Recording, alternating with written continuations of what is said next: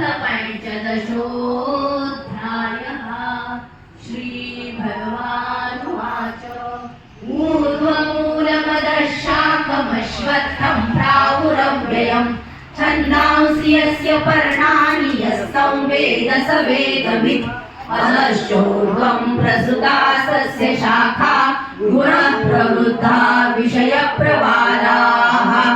अधश्च मूलान्यनुसन्ततानि कर्मानुबन्धीनि मनुष्यलोके न रूपमस्येह तथोपलभ्यते नान्तो न चादिर्न च सम्प्रतिष्ठा अश्वत्थमेनं सुविरूढमूलमसङ्गशस्त्रेण दृढेन चित्वा ततः पदं तत्परिमार्गितव्यै यस्मिन् गता न निवर्तन्ति भूयः तमेव चाद्यं पुरुषं प्रपद्ये यतः प्रवृत्ति प्रसृता पुराणी निर्माणमोहाजितसङ्गदोषा अध्यात्मविद्या विनिवृत्तकामाः द्वन्द्वैर्विमुक्ता सुखदुःखसंज्ञैर्गच्छन्त्यमूढा पदमव्ययं तत् न तद्भासयते सूर्यो न शशाङ्को न पावकः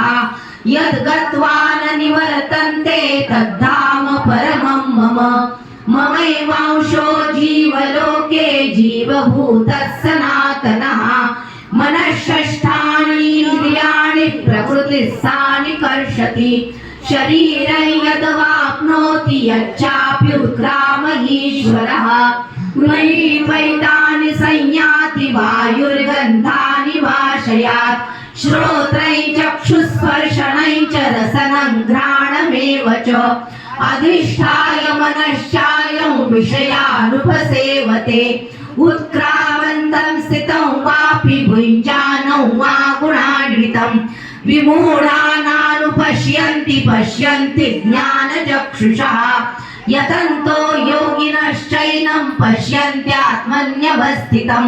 यतन्तोऽप्यकृतात्मानो नैनं पश्यन्ति चेतसः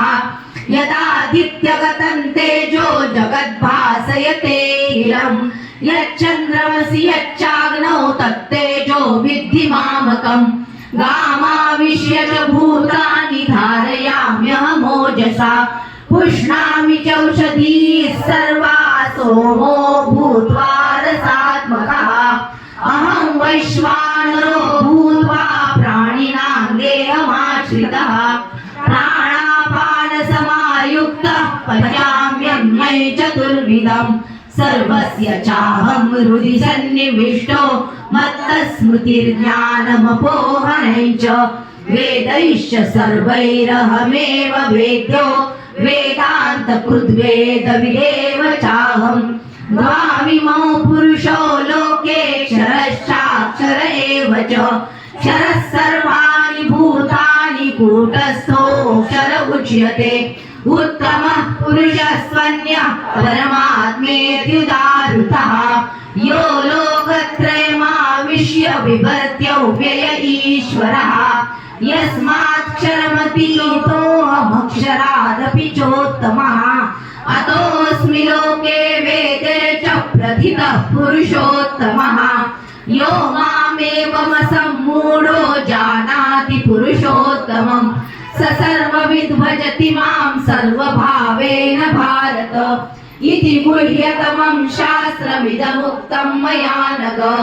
एतद्बुद्ध्वा बुद्धिमान् स्यात् कृतकृत्यश्च भारत ॐ तत्सदिति श्रीमद्भगवद्गीतासु उपनिषत्सु ब्रह्मविद्यायां योगशास्त्रे श्रीकृष्णार्जुनसंवादे पुरुषोत्तमयोगो नाम पञ्चदशोऽध्यायः।